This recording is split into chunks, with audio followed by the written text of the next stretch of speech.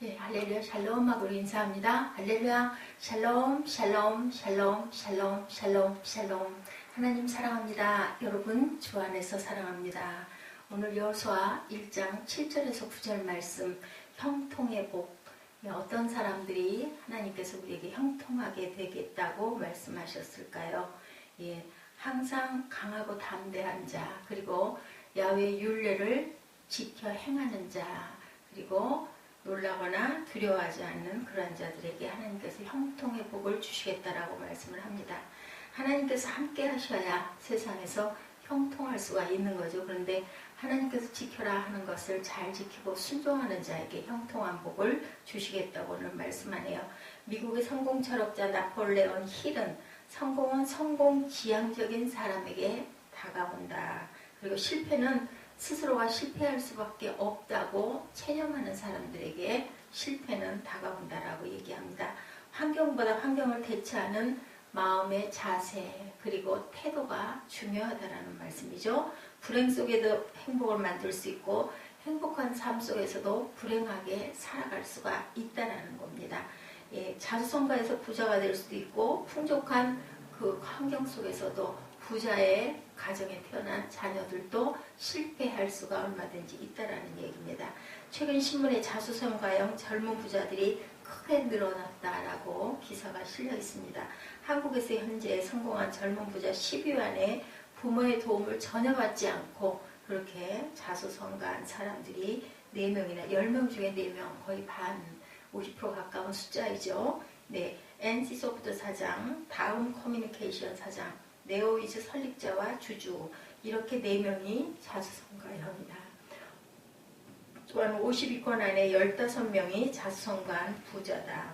환경과 운명만 탓하지 말고 하나님의 도움을 받아 지혜롭게 대처할 줄 알아야 된다. 그런 사람들에게 하나님께서는 반드시 승리하는 축복을 주신다는 말씀입니다. 소나무 중에는 귀족 스타일이라고 부르는 홍송이 있습니다. 홍송은 토질이 좋으면 6층짜리 건물만큼 크게 자랄 수 있는데 그만 가지와 이파리도 울창해져서 건축 자재로도 쓰이고 보기에도 좋아서 나무 중에서 귀족이라고 얘기한다고 그래요. 그런데 이 소나무를 분재로 만들면 50cm밖에 자라지 않는답니다. 그 이유는 매년 다른 화분에다가 옮겨 심으면서 나무의 가지와 뿌리를 정기적으로 잘라주기 때문에 뿌리 활동이 정지되어서 이렇게 6층짜리 건물만큼의 키를 키울 수가 있고 건축자재로도 쓰일 수 있는 홍송이 아주 작은 그러한 분재, 50cm밖에 되지 않는 분재로도 자랄 수가 있다는 거죠. 뿌리의 활동이 정지되기 때문에 항상 잘라주니까 가지와 뿌리를 잘라주기 때문에 딱 그 틀 안에서만 자라는 거죠. 아무리 소나무가 좋은 품종이라 할지라도 분재로 만들면 작은 것처럼 우리가 인생에서도 성공에 대한 가능성이 있고 크게 될 만한 인물이 화분 속에서 자라는 것은 할 수 없어 라고 생각할 때 할 수 없어진다. 그래서 우리는 긍정적인 생각을 가져야 된다. 아예 실패할 거야, 나는 안 될 거야 하면은 될 수가 없다라는 얘기죠. 스스로 갖는 마음의 자세가 중요하다라는 겁니다. 하나님께서 나와 함께 하시면 나는 무엇이든지 할 수 있어 하는 그러한 용기와 자신감을 가져야 한다라고 본문에서도 강조하죠. 얼마든지 성공한 부자가 되고 행복한 삶을 살아갈 수 있는 것, 놀라지도 두려워하지도 않고 하나님의 율례를 입술에서 떠나게 하지 않고 주야로 그것을 묵상해라. 예, 밤낮으로 묵상하라는 그런 말씀이죠. 오늘 7절과 9절 말씀입니다. 시편 1절에서 3절 말씀에 복 있는 사람은 시냇가에 심은 나무가 시절을 쫓아 과실을 맺으며 그 잎사귀가 마르지 아니한 같으니 행사가 형통하리다. 이렇게 얘기합니다. 가장 행복하고 성공적인 삶을 살기 위해서는 시냇가에 심은 나무 같아야 된다. 시냇가에 심은 나무 뭐 걱정할 일 있겠어요? 가뭄이 들어도 시냇물이 있으니까. 물론 시냇물이 풍족하지 않을 수는 있지만 시내는 항상 흐르죠. 아주 졸졸졸 흐릅니다. 그렇기 때문에 거기에 심은 그러한 나무는 절대로 잎사귀가 마르지 않는다는 것을 우리가 깊이 생각해야 합니다. 형통의 반대는 불통이죠. 세상 사람들이 이렇게 해요. 하는 것마다 불경기, 불황 이렇게 생각을 하는 것처럼 불경기와 불통이다. 우리들은 하나님의 지혜와 능력을 받아서 살아갑니다. 그 지혜와 능력으로 우리가 두려워하지 않고 놀라지도 않고 하나님께서 나랑 항상 우리가 어떤 누군가가 있으면 아주 뭐 나는 절대로 걱정할 것 없어 하는 든든한 그 백이 바로 하나님의 백처럼 좋은 백은 없다라는 거죠. 사람을 의지하면 사람은 항상 변화가 됩니다. 그렇기 때문에 우리가 사람을 의지하지 말고 사람을 믿지 말고 뭐 해라? 사랑해주는 존재가 그런 사람이라고 얘기합니다. 오늘 본문 말씀은 새로운 지도자가 된 여호수아가 가나안 정복을 앞두고 얼마나 두려워했으면 하나님께서 계속 두려워하지도 놀라지도 말라고 내가 너랑 함께 할게 계속 약속해 주시죠. 달래고 계시는 모습을 우리가 봅니다. 여호수아는 모세의 후계자가 되고 민족의 지도자가 되었지만 이제는 딱 그저 뭐 앞에 섰어요. 전쟁의 맨 앞에 서 있어요. 앞줄에. 이제는 나갈 수밖에 없는 상황입니다. 그러다 보니 얼마나 부담이 되고 두렵고 겁이 날까요? 왜냐하면 당연히 가나안 성 안에 있는 그런 병사들이 훨씬 더 훈련된 사람들, 기골이 장대한 사람들인데 우리는 전쟁의 준비를 훈련을 연습을 쌓은 것이 아무것도 없다 보니까 겁이 나는 거죠. 들어가자마자 죽을 거야. 이런 그 두려움이 인간이기 때문에 들었다는 겁니다. 모세의 후계자가 되고 민족의 지도자가 되었지만 이 공포를 떨쳐버리지를 못하고 있습니다. 하나님께서 너의 평생에 너를 능히 당할 자가 없으리니 내가 모세와 함께 있던 것 같이 이제는 너와 함께 할 거야. 걱정하지 말아라 라고 계속 말씀을 하시죠. 좌로나 우로나 치우치지 말라고 말씀합니다. 환경이 어려울 때 우리가 의지할 것은 바로 어디요? 하나님밖에 안 계신데 첫 번째로는 마음을 강하고 담대해라. 둘째는 모세가 명한 율법을 지켜라. 셋째는 좌로나 우로나 치우치지 말라. 이 세 가지의 명령을 하십니다. 담대한 용기를 갖고 가라는 거죠. 우리 마음의 자세가 얼마나 중요한 것을 말씀하고 있습니다. 마음이 강하다는 것은 흔들리지 않는다라는 그러한 뜻을 가지고 있죠. 바람 부는 대로 물결 치는 대로 막 계속 흔들리면은 바르게 서 있을 수가 없는 겁니다. 그런 것처럼 항상 불행한 환경이 닥친다 할지라도 절대로 흔들리지 말라. 말은 쉽게 하는데 쉽지가 않습니다. 우리가 어떤 상황이 닥치면 겁이 나죠. 흔들릴 수밖에 없습니다. 민수기 14장에 이스라엘 백성들이 가나안 땅에 보이는 가데스 바네아라는 지역에 들어섰을 때 12정탐꾼 보내죠. 아니 보나마나 가보니 12명 중에서 10명이 80%가 그죠? 78% 정도 되는 그 숫자가 절대로 안 됩니다. 왜냐하면 우리 눈이 보라고 있는 눈이거든요. 보니까 뻔합니다. 안 될 것 같습니다. 그런데 나머지 두 사람 여호수아와 갈렙은 그렇게 하지 않죠.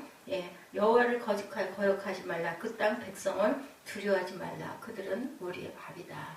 왜냐하면 하나님께서 함께 하시기 때문에 우리가 눈에 보이는 건 이렇지만 절대로 그들을 보호자는 그들에게서 떠났다.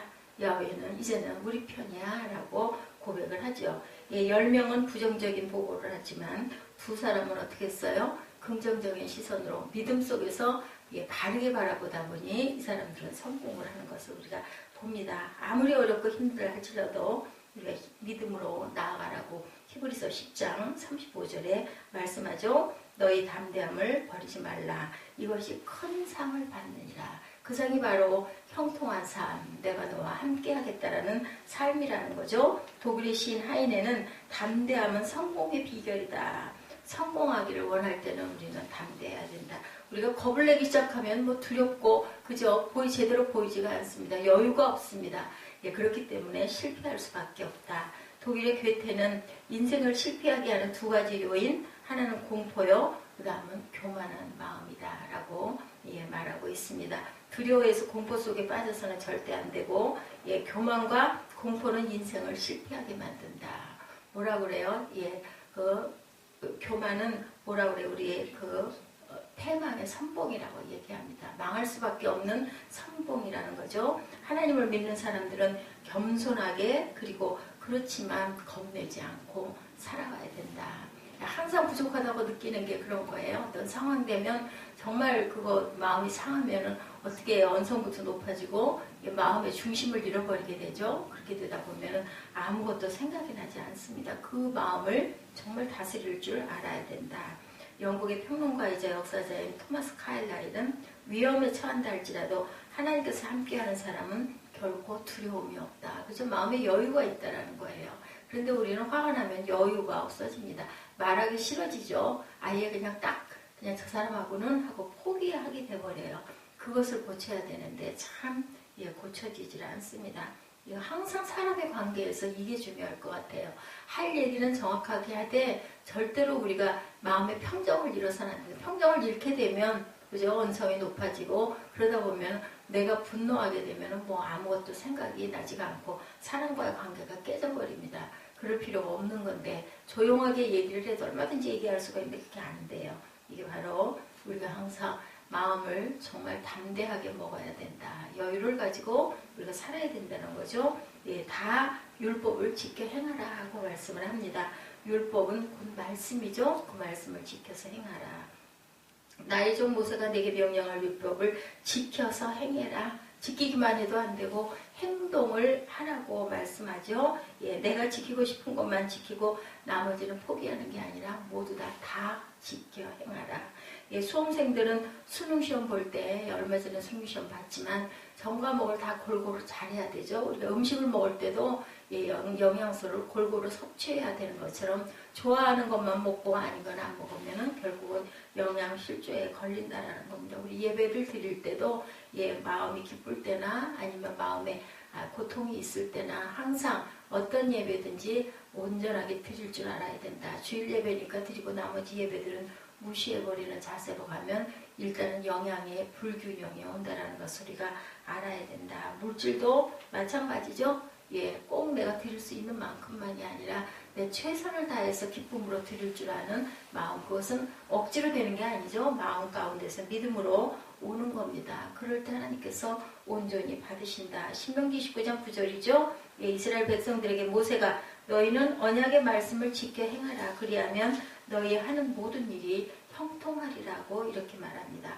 가정도 직장도 사업도 형통하고 자녀들도 형통하고 건강한 그 축복을 받는다는 거죠. 하나님께서는 축복을 주실 때 한 가지만 주시는 것이 아니라 모든 그런 축복의 은총을 주신다는 것을 우리가 잊어버리면 안 됩니다. 누가복음 5장 5절에서 6절이죠. 예수께서 시몬에게 깊은 곳에 가서 그물을 던지라. 밤이 맞도록 밤새도록 그물 던졌는데 내 뜻대로 내 생각대로 내가 그동안 경험한 것대로 그렇게 했더니 물고기가 한 마리도 안 잡혔는데 어떻게 해요? 내 말씀에 의지하여 그물을 내리리다. 순종이죠. 그리고 말씀입니다. 그랬을 때 그죠? 그물이 찢어질 만큼 많은 혼자는 절대로 걷어들일 수가 없을 만큼의 많은 물고기를 잡는 것을 우리가 봅니다. 하나님께서 우리에게 축복을 주시는데 어떻게 주신다? 그물이 찢어질 정도로 엄청나게 축복을 주시지 그냥 조금 주신다라고 말씀하지 않았다라는 것. 조지 워싱턴 트루잇이라는 목사님은 하나님의 뜻대로 행하는 것이 최고의 성공이다라고 이렇게 고백합니다. 우리 인생 자체를 내가 끌고 갈 게 아니라 하나님께 맡기고, 그래서 우리 늘 그런 얘기하죠. 제가 어젯밤에도 그런 생각과 얘기를 했지만 억지로 되는 일은 없습니다. 내가 아무리 그것을 뜻한다 할지라도 내 마음대로 되는 일은 없다라는 겁니다.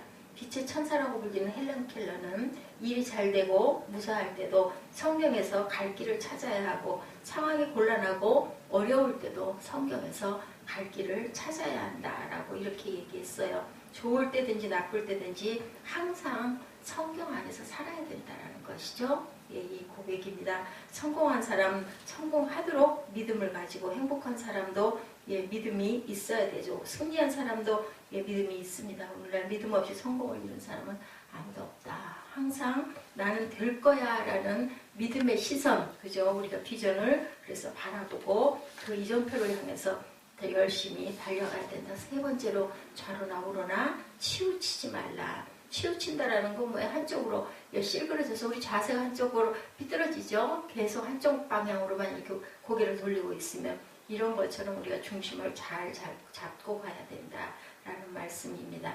항상 잘 됐다고 교만하지도 말고 안 됐다고 낙심하지도 말고 중심을 잘 잡고, 나는 내가 아니야. 하나님께서 내 안에 계시기 때문에 내가 사는 게 아니라 내 안에 계신 하나님께서 사셔라는 자신감을 가지고 하나님과 함께 손을 잡고 나아갈 줄 알아야 된다. 하나님 믿는 나라들은 모두 다 잘 살죠? 예, 부강한 나라들입니다.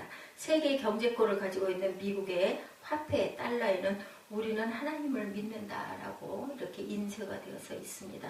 그 나라가 세계 경제를 움직이고 있죠. 앞으로 우리나라에서도 하나님을 믿는 기업, 하나님 앞에 기도하는 기업들이 더 잘 되고 충만한 축복을 받을 줄 믿습니다. 신명기 5장 32, 3절입니다. 너희 하나님 야훼께서 너에게 명령하신 대로 너희는 삼가 행하여 좌로나 우로나 치우치지 말고 너희 하나님 야훼께서 너에게 명하신 모든 도를 행하라. 그리하면 너희가 삶을 복된 삶을 얻고 그 너희가 얻은 땅에서 너희의 날이 장구하리라 라고 이렇게 증거합니다. 잠언 4장 27절에도 솔로몬 왕도 우편으로나 좌편으로나 치우치지 말고 내 발을 악에서 떠나게 하라. 죄악을 멀리하고 하나님의 말씀으로 살아갈 때 선과 의로움을 행할 때 하나님께서 항상 너희들과 함께 하시겠다라고 말씀하죠. 신명기 17장 19절에서 20절에도 하나님께서 형통한 복을 주시겠다.